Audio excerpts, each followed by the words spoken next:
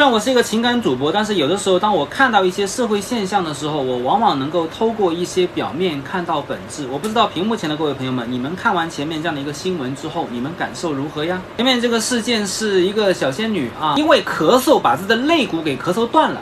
原因是因为过度防晒导致体内维生素 D 合成缺失，于是呢才出现这么一件奇葩的事情。研究也有显示，我们国内很多的年轻女性就是因为过度防晒，这个体内维生素 D 合成缺失达到75%，想想真的是可悲可叹。我在想这帮仙女不去阿富汗真的可惜了，对吧？你看人家那边的女性出门从头照到尾，对不对？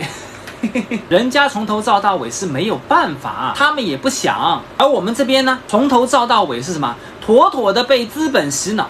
关于防晒这件事情，我们经常能够看到夏天的时候在外面看到各种各样的女人从头闷到尾怕露出一点肌肤就晒黑了，真的是世界奇观。看看那些欧美发达国家，几乎看不到一个女人把自己的捂得严严实实出门的。人家那边的女的都以能够晒太阳为荣，把自己的肤色晒成小麦色，看上去又健康，感觉又漂亮。人家追求的是健康美，而我们这边呢，追求的是病态美。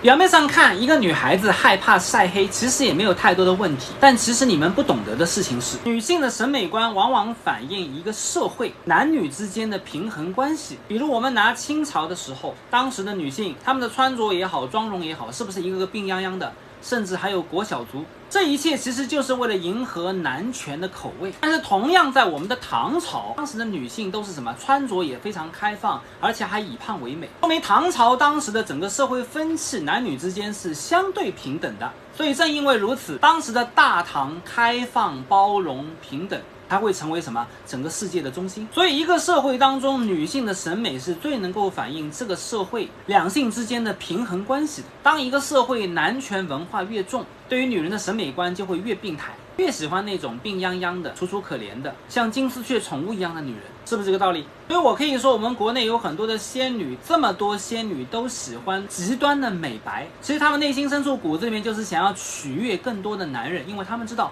男人都喜欢皮肤白的女人。因为我们中国男人的审美一直以来都是属于女人的皮肤白如玉，对吧？一白遮三丑。但问题的关键是，最近这几年呢，我们国内呢又有很多的仙女高喊女权，什么女性意识觉醒，什么等等云云有没有？但永远只是高喊口号，这个行为特别诚实。这种畸形的极端的美白的意识形态就充分反映了他们潜意识当中还是以取悦男人为男权而活的。那么在这样的一个过程当中呢，这个资本也趁机为了卖产品，不断的给这帮仙女洗脑，卖防晒衣的告诉你防晒衣有多重要，有多么能防晒，卖防晒霜的告诉你防晒霜有多重要，等等云云，对不对？以至于让这些仙女不断的为此买单。再加上呢，仙女跟仙女之间又有攀比之心，于是大家都在比谁更白，于是才会出现这种奇葩的防晒的形象，最终导致打个咳嗽都可以把自己的肋骨给咳断，有没有？